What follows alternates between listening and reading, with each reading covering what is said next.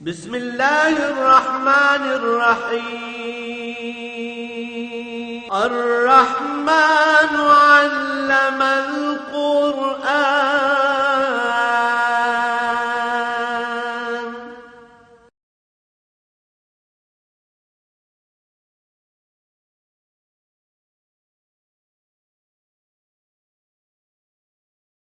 الحمد للہ رب العالمین والصلاة والسلام علی حبیبہ محمد وآلہ وصحبہ اجمعین۔ اعوذ باللہ من الشیطان الرجیم، بسم اللہ الرحمن الرحیم۔ الم تر الی الذین یزعمون انہم آمنوا بما انزل الیک وما انزل من قبلک یریدون ان یتحاکموا الی الطاغوت وقد امروا ان یکفروا به ویرید الشیطان ان یضلهم ضلالا بعیدا واذا قیل لهم تعالوا الى ما انزل الله الى الرسول رأیت المنافقین یصدون عنک صدودا فکیف اذا اصابتهم مصیبۃ بما قدمت ایدیہم ثم جاءوک یحلفون باللہ ان اردنا الا احسانا وتوفیقا اولئک الذین یعلم اللہ ما فی قلوبہم فاعرض عنہم وغیظہم وقل لہم فی انفسہم قولا بلیغا وما ارسلنا من رسول الا لیطاع باذن اللہ ولو انہم اذ ظلموا انفسہم جاءوک فاستغفروا اللہ واستغفر لہم الرسول لوجدوا اللہ توابا رحیما۔ اللہم سبحانک لا علم لنا الا ما علمتنا انک انت العلیم الحکیم۔ مولاي صلی وسلم دائما ابدا علی حبیبک خیر الخلق کلہم۔ قرآن حکیم اللہ کریم کا ذاتی کلام ہے اور اپنے نزول سے لے کر قیامت تک کے لیے ساری انسانیت کی رہنمائی کے لیے اور ہر قسم کے ماحول اور معاشرے میں اللہ کا راستہ دکھاتا ہے اور ایسے مضامین زیر بحث لاتا ہے جو پرانے نہیں ہوتے۔ ہم یہ سمجھ سکتے ہیں اس آیت کریمہ سے کہ بے شک اس میں ہمارے آج کے حالات ہی زیر بحث ہیں۔ فرمایا میرے حبیب، آپ ایسے لوگوں کو دیکھتے ہیں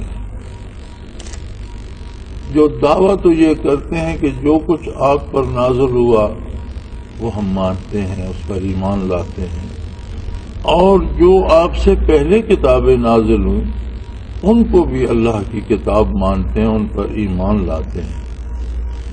کہتے تو یہ ہیں، خود کو مسلمان ظاہر کرتے ہیں، مسلمان کہلواتے ہیں، دعویٰ یہ کرتے ہیں کہ ہمارا قرآن پر بھی ایمان ہے، پہلی کتابوں پر بھی ایمان ہے، لیکن یریدون ان یتحاکموا الی الطاغوت، اپنے فیصلے جو ہیں وہ طاغوت سے کرواتے، ان لوگوں سے کرواتے ہیں جو شیطان کے پیروکار، اپنے حالات، اپنے معاملات، اپنے ذاتی امور سے لے کر قومی امور تک اور ملکی امور تک فیصلے ان لوگوں سے کرواتے ہیں جو شیطان کے پیروکار ہیں۔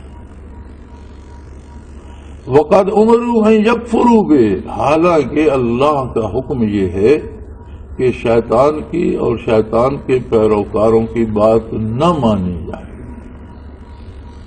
یعنی جہاں تک اللہ و اللہ کے رسول کا حکم ہے تو وہ یہ ہے کہ نہ شیطان کی بات مانی جائے، نہ شیطان کے پیروکاروں کی، کفار و مشرکین کی بات مانی جائے، بلکہ مسلمان اپنا فیصلہ اللہ و اللہ کے رسول کے حکم کے مطابق کرے۔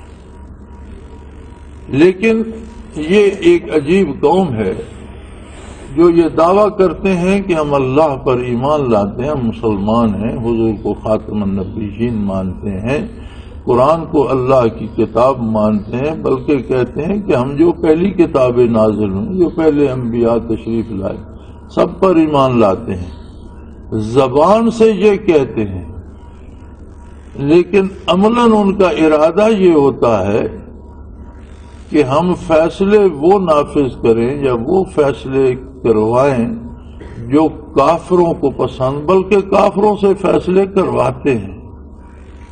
یریدون ان یتحاکموا الی الطاغوت، طاغوت سے مراد شیطان بھی ہے، اور شیطان کو ماننے والے، شیطان کے پیروکار، کافر، مشرک، تین خداؤں کے قائل، تثلیث کے قائل، اور اللہ کے بیٹا ہونے کے قائل، فرشتوں کی عبادت کرنے والے اور بتوں کی پوجا کرنے والے، یعنی سارے کفار طاغوت میں آ جاتے ہیں جو شیطانی عقائد اور نظریات رکھتے ہیں۔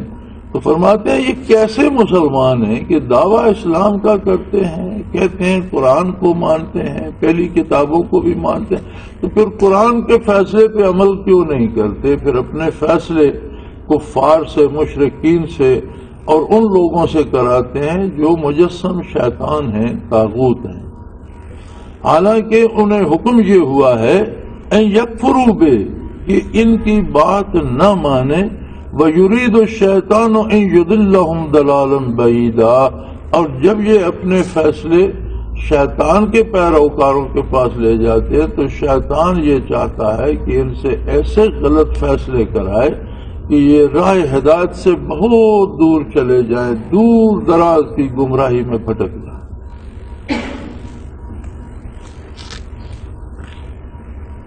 ہمارے حکمران کہتے ہیں کہ دین پرانا ہو چکا، یہ قدامت پسندی ہے، اور یہ کفار سے فیصلے کرانے کو روشن خیالی کہتے ہیں۔ قرآن کے فیصلوں پہ عمل کیا جائے تو یہ تو 1400 سال پرانی کتاب ہے، وہ حالات گئے، وہ زمانے گئے، وہ لوگ گئے، وہ بین الاقوامی صورتحال گئی، تو اب تو ہمیں اسی دنیا میں اور انہی لوگوں کے ساتھ مل کر رہنا ہے۔ لیکن یہ بھول جاتے ہیں کہ یہ دنیا آج گلوبل ولیج نہیں بنی۔ قرآن حکیم نے آج سے 1450 سال پہلے ساری انسانیت کو مخاطب فرمایا ہے۔ آقا نامدار حضرت محمد الرسول اللہ صلی اللہ علیہ وسلم نے ساری انسانیت کو مخاطب فرمایا ایھا الناس انی رسول اللہ الیکم جمیعا، اے اولاد آدم تم جہاں کہیں بھی ہو روئے زمین پر، تم سب کے لیے میں اللہ کا رسول ہوں۔ تو گلوبل ولیج اسلام کے لیے تو اسی وقت بن گیا تھا جب ساری دنیا کے لیے اللہ کا ایک رسول مبعوث ہوا اور ہمیشہ کے لیے، اور وہ کتاب لایا جو اللہ کا ذاتی کلام ہے اور تب سے لے کر قیامت تک کے لیے راہ ہدایت اور ہر شعبہ زندگی میں رہنمائی فرماتی ہے، اور اس کے خلاف چلنے والا نہ صرف یہ کہ آخرت ضائع کرتا ہے، دنیا میں بھی ذلت و خواری اس کے نصیب میں آتی ہے۔ تو اس آیہ کریمہ کا ترجمہ پڑھیں ہم تو یہ پتہ چلتا ہے، ایسے لگتا ہے کہ یہ تو ہمارے ہی لیے ہے۔ ہم آج کے اپنے ملکی حالات کو، اپنے لیڈران کرام کو، اپنے قومی دانشوروں کو دیکھ لیں تو کیا ایسا نہیں محسوس ہوتا کہ یہ تو ہمارے لیے نازل ہوئی؟ فرمایا الم تر الی الذین یزعمون انہم آمنوا، آپ نے ان لوگوں کو دیکھا جنہیں یہ گمان ہے کہ یہ مسلمان ہیں۔ یزعمون، انہیں یہ گمان ہے، یہ اپنی جگہ سمجھے بیٹھے ہیں کہ ہم مسلمان ہیں، اور دعویٰ یہ کرتے ہیں انہم آمنوا بما انزل الیک وما انزل من قبلک، ہم آپ پر جو قرآن نازل ہوا اسے بھی مانتے ہیں، اور جو پہلی کتابیں نازل ہوئی انہیں بھی مانتے ہیں، آپ کی نبوت کا بھی اقرار کرتے ہیں، اور انبیاء سابقہ کی نبوت کا بھی اقرار کرتے ہیں، لیکن یریدون ان یتحاکموا الی الطاغوت، چاہتے یہ ہیں کہ ہمارے فیصلے شیطان کے پیروکار کریں، فیصلے ہمارے واشنگٹن میں ہوں، فیصلے ہمارے لندن میں ہوں، ہمارے فیصلے جو ہیں برطانیہ میں ہوں، ہمارے فیصلے کفار کے ایوانوں میں ہوں، اور وہ ہم اس ملک پر لاگو کر رہے ہیں۔ وقد امروا ان یکفروا بہ، حالانکہ اللہ کا واضح حکم ہے کہ کافروں کی بات نہ مانو، اللہ اللہ کے رسول کی بات مانو۔ اور یہ بھی انہیں بتا دیا گیا ہے کہ اگر تم کافروں کی بات مانو گے تو کافر شیطان کے پیروکار ہے، اور شیطان یہ چاہتا ہے وَيُرِيدُ الشَّيْطَانُ أَن يُضِلَّهُمْ ضَلَالًا بَعِيدًا، شیطان یہ چاہتا ہے کہ انہیں گمراہی میں دور سے دور تر کرتا چلا جائے، آگے سے آگے لے جائے، گمراہی میں بھٹکاتا ہوا نہیں کہیں سے کہیں لے جائے۔ وَإِذَا قِيلَ لَهُمْ تَعَالَوْا إِلَىٰ مَا أَنزَلَ اللَّهُ، پھر جب ان سے کوئی یہ کہہ دیتا ہے کہ بھئی چھوڑو ان باتوں کو، آؤ اللہ کی بارگاہ میں آؤ، اللہ کے رسول کے دربار میں آؤ اور ہم اپنے فیصلے وہاں سے کرائیں۔ وَإِذَا قِيلَ لَهُمْ تَعَالَوْا إِلَىٰ مَا أَنزَلَ اللَّهُ، جب ان سے کہا جاتا ہے کہ اللہ نے جو قرآن نازل کیا ہے، اللہ نے جو کتاب نازل کی ہے، آؤ اس کتاب سے اپنا فیصلہ پوچھیں، اپنی بات قرآن پر پیش کریں، قرآن ہمیں کیا جواب دیتا ہے۔ وَإِلَى الرَّسُولِ، قرآن کو سمجھنے کے لیے سنت رسول اللہ، حدیث شریف، ارشادات رسول چاہیے۔ ہم رسول اللہ صلی اللہ علیہ وسلم کے دربار میں حاضر ہوں اور دیکھیں کہ ہمارے امور کے بارے اللہ کا رسول کیا فیصلہ کرتا ہے۔ فرمایا رأیت المنافقین یصدون عنک صدودا، تو ان منافقوں کو آپ دیکھتے ہیں کہ آپ کی طرف آنے سے بات کو روکتے ہیں، اس بات پہ اڑ جاتے ہیں کہ اللہ کے رسول کی طرف تو جانا ہی نہیں ہے۔ لیکن فکیف اذا اصابتم مصیبہ بما قدمت ایدیہم ثم جاؤک یحلفون،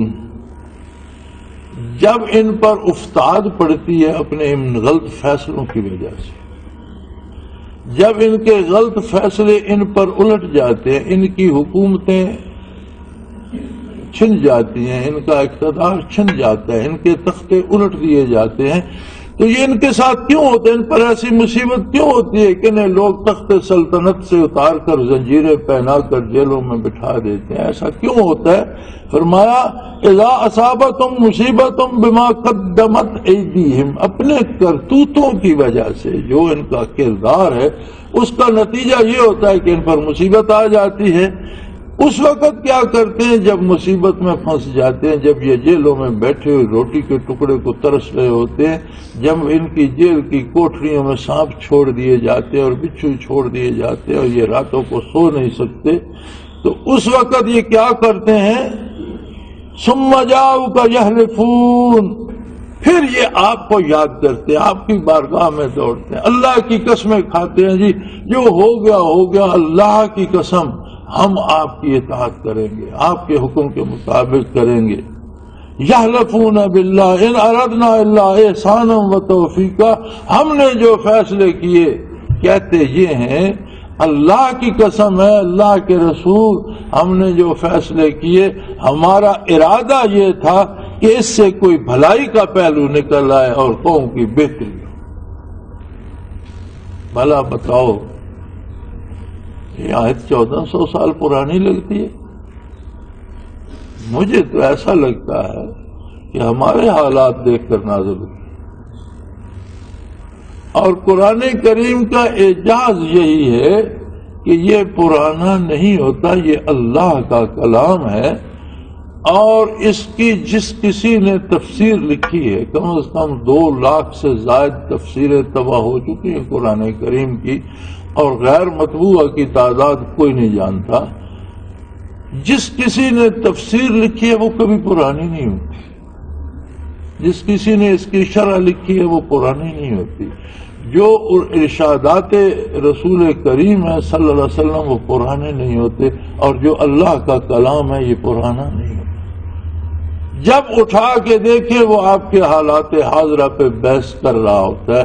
آج ہم مسجد میں بیٹھے ہیں، باوضو بیٹھے ہیں، اپنے اللہ کو حاضر ناظر جان کر خلوص دل سے اپنے دل سے پوچھیں کہ کیا یہ آیات آج کے ہمارے اس منظر کی منظر کشی نہیں فرما رہے، ہمارے آج کے حالات نہیں بتا رہے، ہماری بات کر رہی ہیں.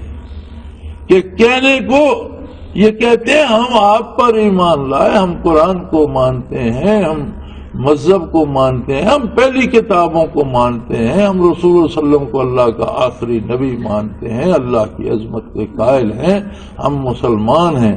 لیکن ارادہ یہ ہوتا ہے کہ اپنے فیصلے جو ہیں وہ شیاطین سے اور شیطان کے پیروکاروں سے کرائیں، حالانکہ اللہ نے حکم دیا ہے کہ ان کا انکار کر دو، ان کی بات نہ مانو، اللہ کے رسول کی بات مانو. اگر کوئی اذا تنازعتم فی شیء فردوہ الی اللہ و الی الرسول، کسی بات میں اختلاف رائے ہے تو اسے اللہ کے رسول کی بارگاہ میں لاؤ، وہاں فیصلہ کرو. لیکن یہ طاغوت کے پاس جاتے ہیں، وَيُرِيدُ الشَّيْطَانُ أَن يُضِلَّهُمْ ضَلَالًا بَعِيدًا، اور شیطان کے قابو آ جاتا ہے. اور شیطان تو یہ چاہتا ہے کہ گمراہی میں انہیں دور سے دور تر لے جائے، آگے سے آگے تاریکی میں انہیں بھٹکاتا ہوا لے جائے. اور جب انہیں کہا جاتا ہے تَعَالَوْا إِلَىٰ مَا أَنزَلَ اللَّهُ وَإِلَى الرَّسُولِ، آؤ بھائی اللہ نے جو قرآن نازل کیا اس کے مطابق فیصلہ کر لیتے ہیں، اللہ کے رسول کی بارگاہ میں حاضر ہوتے ہیں، سنت اور حدیث کے مطابق فیصلہ کر رہتے ہیں. رأیت المنافقین یصدون عنک صدودا، آپ منافقوں کو دیکھتے ہیں کہ آپ کے پاس آنے سے روکنے کے لیے اپنا سارا زور لگا دیتے ہیں، نہیں بھائی ادھر مت جاؤ. ہمارا بڑا مارکت الآراء مسئلہ بنا ہوا ہے گجز کی بحالی کا. ایک شخص نے غیر قانونی غیر آئینی طریقے سے ججوں کو برطرف ہی نہیں کیا، 6 مہینے قید میں بھی. حکومت بدل گئی، نئی حکومت نے اس بات پر ووٹ لیے کہ جی ہم یہ ظلم جو ہے یہ مٹا دیں گے اور ان کو بحال کر دیں گے. اس دفعہ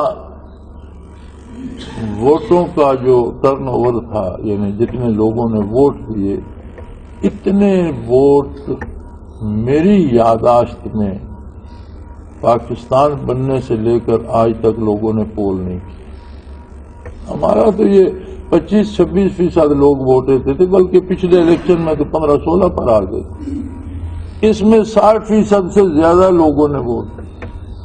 ہر ووٹر سے آپ پوچھ لیں کہ آپ نے جو ووٹ دیا ہے کیا کسی فرد کو حکمران بنانے کے لیے دیا ہے یا جو ظلم ہوا ہے عدلیہ کے ساتھ اس کو مٹانے کے لیے دیا. ہر ووٹر کہے گا کہ یہ ظلم ختم ہونا چاہیے. جنہوں نے ووٹ لیے ہیں، ایک کام نیا کرنے کے لیے تو مشکلات ہوتی ہیں. ایک غلط کام غیر قانونی غیر آئینی طاقت کے زور پر ایک بندے نے کر دیا. اب اس کے ہاتھ میں بندوق نہیں ہے، اب طاقت اس کے پاس نہیں ہے، اب نئی حکومت بن گئی تو ان کی طاقت اس غلط کو صحیح نہیں کر سکتی.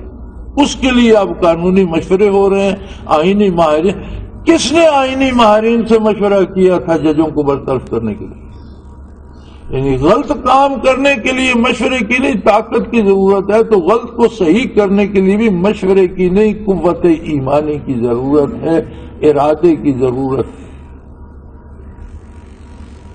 کتنے ارب کہتے ہیں یہ پتہ نہیں کتنے اربوں روپے جی اس حکومت نے قرضے معاف کر دیے، اور تیل کی قیمتیں بڑھا رہے ہو، مہنگائی لا رہے ہو، کاشتکاروں پہ چھاپے مارے جا رہے ہیں. یہ ذخیرہ اندوزی ہے. جنہوں نے سال جان ماری ہے اور کچھ غلہ اگایا وہ ذخیرہ اندوز ہیں.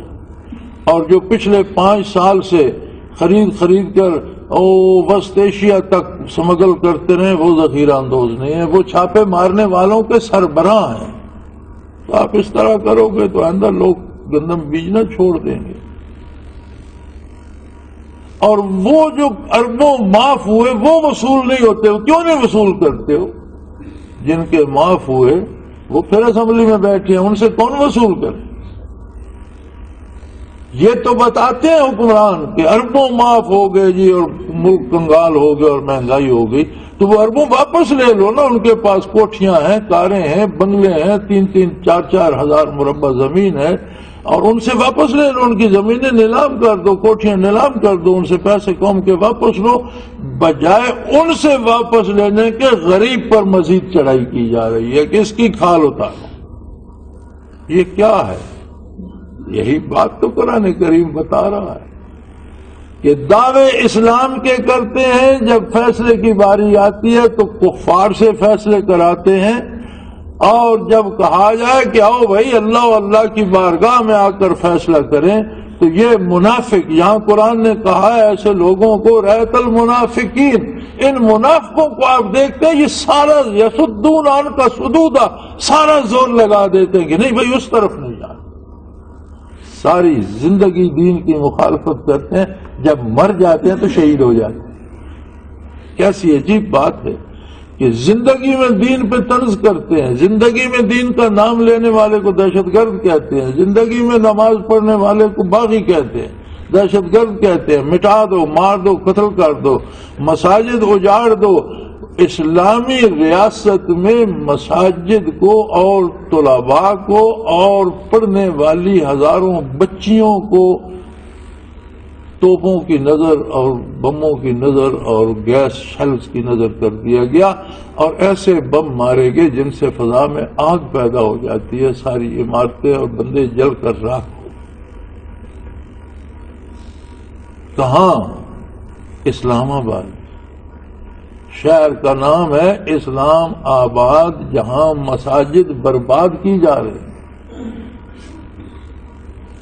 اور جب مرتے ہیں تو شہید ہو جاتے ہیں۔ پتہ نہیں مر کے کیوں ادھر گھستے ہیں، یہ سمجھ نہیں آتی۔ روشن خیالی تو یہ ہے کہ روشن خیال قوم ہے تو مردے کو، ایک پرانی عادتیں انہوں نے چھوڑ دی ہیں کہ مردے کو قبر میں ڈالو اور مٹی ڈال دو اور اسے مٹی کھاتے ہی رہے، یہ پرانی باتیں ہیں۔ روشن خیال تو بجلی کی بھٹی میں ڈالتے ہیں اور پیچھے سے بجلی چھوڑتے ہیں ہائی وولٹیج، اور وہ اتنی سی راکھ بنتی ہے۔ تو روشن خیالو، شہید ہونے کی بجائے ان بجلی کی بھٹیوں میں جاؤ، تم کیوں قبروں میں رسوا ہوتے پھرتے؟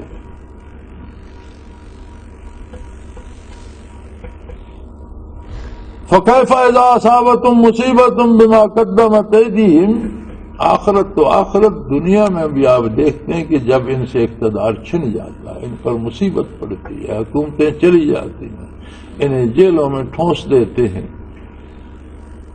ثُمَّ جَاءُوكَ يَحْلِفُونَ بِاللَّهِ، پھر یہ آپ کی طرف متوجہ ہوتے ہیں، اللہ کی قسمیں کھاتے ہیں کہ یا رسول اللہ، ہم نے تو جو کوشش کی تھی وہ ہمارا ارادہ تو ملک اور قوم سے احسان کرنے کا اور موافقت کرنے کا تھا، اتفاق و اتحاد پیدا کرنے کا تھا، قوم میں یگانگت پیدا کرنے۔ یہ کون سی قومی یگانگت ہے کہ ساری قوم کو ڈاکوں پہ لگا دو قوم اتفاق ہو جائے گا؟ ساری قوم کو بدکاری پہ لگا دو کہ اس میں قومی اتفاق ہو جائے گا؟ کبھی برائی پہ جمع ہونے کو اتفاق کہا گیا ہے؟ ظلم پہ جمع ہونا اتفاق و اتحاد پیدا کرتا ہے۔ اتفاق و اتحاد ہوتا ہے نیکی اور بھلائی پر، برائی پر جمع ہو جانے کو اتفاق نہیں کہتے۔ برائی پر لوگ جو جمع ہوتے ہیں وہ ایک دوسرے کے بھی دشمن ہوتے ہیں اور ان میں ہمیشہ منافقت رہتی ہے۔ دیکھنے والا سمجھتا ہے کہ یہ اکٹھے ہیں، لیکن اللہ فرماتا ہے وَقُلُوبُهُمْ شَتَّى، کافر، مشرک، ظالم، جابر، ڈاکو، بدکار، ہر ایک کا دل الگ الگ ہوتا ہے۔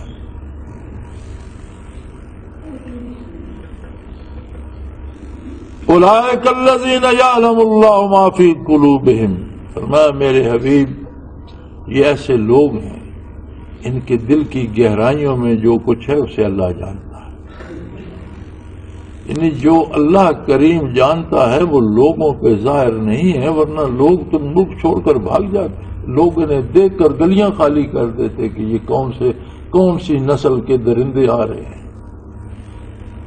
یہ کچھ تو وہ ہے جو ان کے منہوں سے نکلتا ہے، ان کے کردار سے ظاہر ہے، جو کچھ ان کے دلوں میں چھپا ہوا ہے فرمایا وہ اللہ جانتا ہے، اگر لوگوں پہ منکشف کر دے تو لوگ تو انہیں دیکھ کر بھاگ جائیں۔ پھر ان کے ساتھ کیا کیا جائے؟ فرمایا میرے حبیب فَأَعْرِضْ عَنْهُمْ، میرے حبیب ان کو بھول جائیے، میں جانوں اور یہ جانوں۔ فَأَعْرِضْ عَنْهُمْ، ان سے اعراض کیجیے، ان سے توجہ ہٹا دیجیے، ان پر نگاہ شفقت مت کیجیے، ان کی پرواہ مت کیجیے۔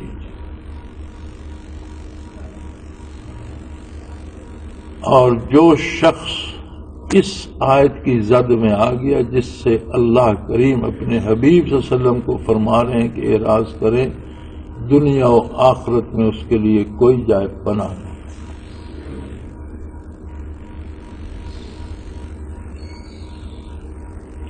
لیکن فرمایا اس اعراض میں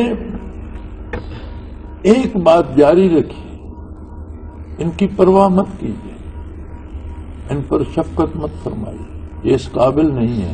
ہاں اپنے فریضہ ادا کرتے رہیے، وعظہم وقل لہم فی انفسہم قولا بلیغا، انہیں آپ نصیحت فرماتے رہیے اور جو کچھ یہ کر رہے ہیں اس پر ضرور بات کرتے رہیے۔ اعراض سے یہ مطلب نہیں ہے کہ یہ ظلم کرتے رہیں اور اللہ کے بندے خاموش بیٹھے رہیں، ان کے ظلموں کی نشاندہی کریں، انہیں بتاتے رہیں کہ یہ جو ظلم کر رہے ہو یہ غلط کر رہے ہو، یہ نہیں ہونا چاہیے، یہ غلط کام نہ کرو، یہ ظلم نہ کرو، اللہ کی مخلوق کو تباہ نہ کرو، اور بڑی بلیغانہ انداز میں ان سے بات کرتے رہیے۔ وَمَا أَرْسَلْنَا مِن رَّسُولٍ إِلَّا لِيُطَاعَ بِإِذْنِ اللَّهِ، فرمایا رسول جتنے بھی میں نے نبی مبعوث کیے، رسول کی بعثت کا مقصد یہ ہوتا ہے کہ اللہ کے حکم سے بے چوں چراں اطاعت کی جائے اللہ کے رسول۔ یہ مقصد بعثت ہوتا ہے کہ پوری امت جو ہوتی ہے جسے اللہ کا رسول دعوت دیتا ہے،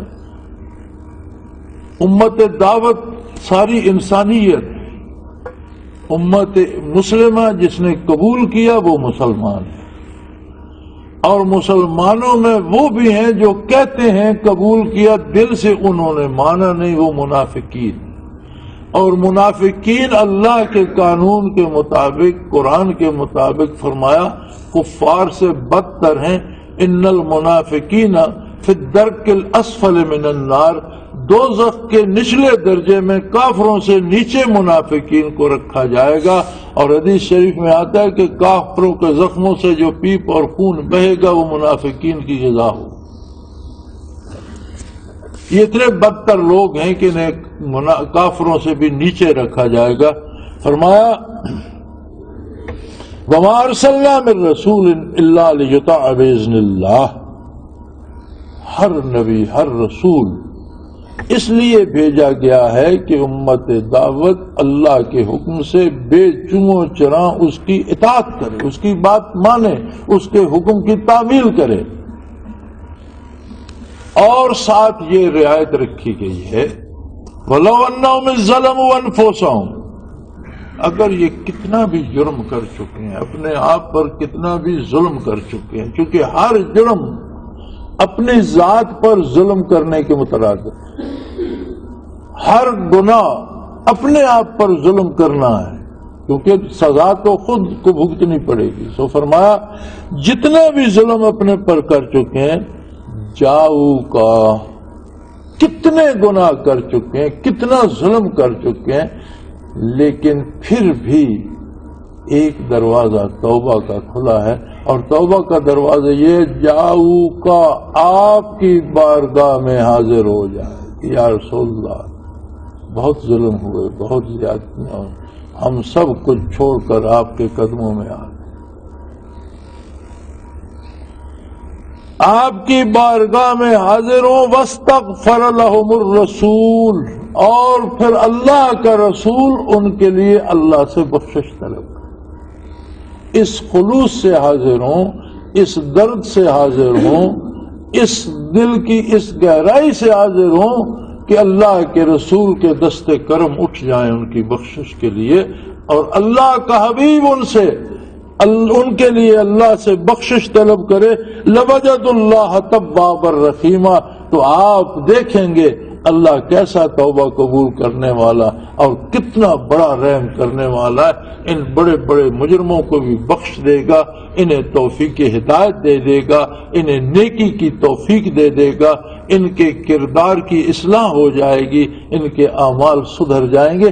لیکن شرط یہ ہے کہ خلوص دل سے آپ کی بارگاہ میں حاضر ہوں، اور اس درد سے حاضر ہوں کہ نبی کے ہاتھ بے ساختہ ان کی بخشش کے لیے اٹھ جائیں، پھر دیکھیں اللہ کس طرح معاف کرتا ہے اور کتنی رحمتیں نچھاور کرتا ہے۔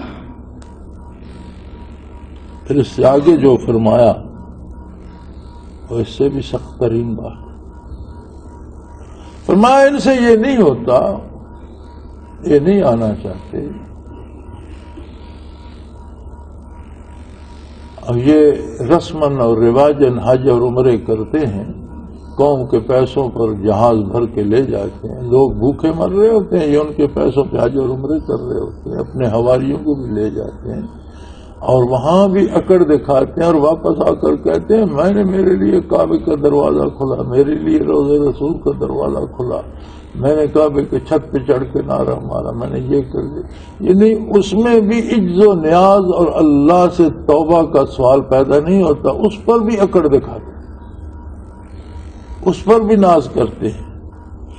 تو فرمایا میرے حبیب یہ بات سن لیجئے، اور قیامت تک کے لوگوں مسلمانوں یہ بات سن لو، فلا و رب کا، قسم ہے تیرے پروردگار، لا یؤمنون، یہ مسلمان نہیں ہو سکتے،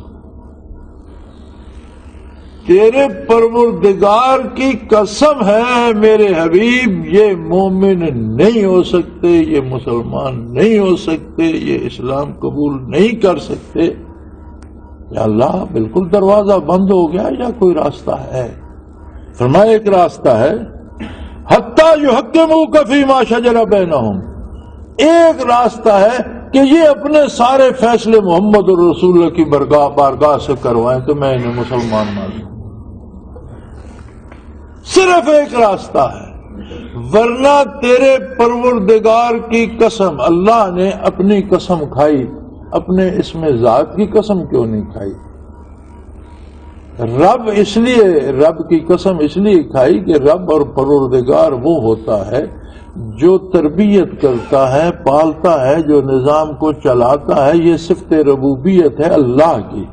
اس صفت کی قسم کھائی کہ اس میں ممکن نہیں ہے کہ کوئی فیصلے تو واشنگٹن سے کرائے اور وہ مسلمان کہلائے، نہیں، فیصلے اس کے آپ کی بارگاہ میں قرآن کے مطابق، سنت کے مطابق، حدیث کے مطابق ہوں گے، اور آپ کی بارگاہ میں عز و نیاز سے حاضر ہو اور اس درد سے حاضر ہو کہ نبی کے ہاتھ بے ساختہ اس کی بخشش کے لیے اٹھ جائے، میں بخش دوں۔ پھر فرمایا فلا و رب کا، تیرے پروردگار کی قسم، لا یؤمنون، یہ مومن نہیں ہو سکتے، یہ ایماندار نہیں ہو سکتے، حتی یحکموک فیما شجر بینہم، جب تک یہ اپنے مسائل کے حل آپ کے قدموں سے تلاش نہیں کرتے، جب تک یہ اپنا حاکم آپ صلی اللہ علیہ وسلم کو نہیں مانتے، جب تک یہ فیصلے آپ سے نہیں کراتے، قسم ہے پروردگار کی یہ مومن ہو ہی نہیں سکتے۔ اور صرف یہ نہیں کہ آپ سے فیصلہ کرائیں اور قبول کر لیں، فرمایا نہیں، ثم لا یجدوا فی انفسہم حرجا مما قضیت، جو آپ فیصلہ کریں اس کے خلاف ان کے دل میں بھی کوئی ذرا برابر کھٹکھٹ نہ آئے، بالکل لا یجدوا فی انفسہم حرجا، کوئی معمولی سا اختلاف ان کے دل کی گہرائی میں بھی نہیں. یہ نہ ہو کہ زبانی کہتے رہیں جی ہمیں شریعت کا فیصلہ منظور ہے اور دل سے کڑتے رہیں گے یار یہ تو مصیبت پڑ گئی. اگر ایسا کریں گے پھر بھی مسلمان نہیں ہو سکتے. دل کی گہرائی میں بھی کوئی اس کے خلاف اعتراض نہ ہو. وَيُسَلِّمُ تَسْلِيمًا، اور آپ کو ایسا مانے کہ ماننے کا حق ادا کر دیں گے. میں انہیں مسلمان تسلیم کر لوں گا، ان پر رحمت کے دروازے کھول دوں گا، ان کے گناہ نیکیوں میں بدل دوں گا. یہ دیکھیں گے کہ اللہ کی رحمت کتنی ہے. لیکن صرف ایک دروازہ ہے جہاں آ کر یہ سب کچھ ہو سکتا. تو میرے بھائی، ہمارا یہ مزاج بن گیا ہے. یہ ایک تو رواج ہو گیا حکومت پر تان کرنا. لوگ سمجھتے ہیں اس سے بڑی شہرت ہوگی. شہرت کی ضرورت نہیں ہوتی انسان کو، اللہ کی رحمت اور بخشش کی ضرورت ہے. اور کوئی نیکی تب تک نیکی نہیں جب تک اللہ اسے قبول نہیں فرماتا. ہر گناہ جو ہم کرتے ہیں وہ گناہ ہے، ہمیں پتہ ہے کہ اللہ کے رسول صلی اللہ علیہ وسلم نے اس سے منع کیا، لہذا یہ گناہ ہے. لیکن جو نیکی اور عبادت ہم کرتے ہیں اس کی رسید ہمارے پاس نہیں ہے. اس کی قبولیت کا پتہ میدان حشر میں چلے گا. تو بندے کو شہرت کی نہیں، اللہ کی رضا کی، اللہ کے نبی کے کرم کی، اللہ کے نبی کی دعا کی ضرورت ہے. میں نے بات ملکی سطح کی لیکن ملکی سطح پر نہیں، اپنے ذاتی فیصلے بھی، اپنے گھر کے فیصلے بھی، اپنے کاروبار کے فیصلے بھی ہم بھی اللہ کے رسول سے فیصلے کروائیں. ہم بھی اپنے معاملات اللہ کے رسول کی بارگاہ میں لے جائیں تو ہم بھی تب ہی مسلمان، اللہ کے نزدیک تب مسلمان مانے جائیں گے.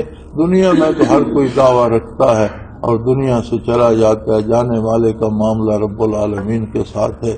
اللہ ہر مسلمان کہلانے والے کو معاف کرے، لیکن یہ ہمارے کہنے سے تو نہیں ہوگا. ہر بندے کا معاملہ رب العالمین کے ساتھ ہے. تو میرے بھائی کوشش کرو اپنے معاملات بارگاہ نبوی سے حل کراؤ. زندگی کو حضور کے اتباع پہ ڈالو. آپ کی اطاعت کو شعار بناؤ. اللہ سب کو توفیق عطا کرے اور قبول فرمائے. وآخر دعوانا ان الحمدللہ رب العالمین. اللہ اللہ اللہ اللہ اللہ اللہ اللہ اللہ.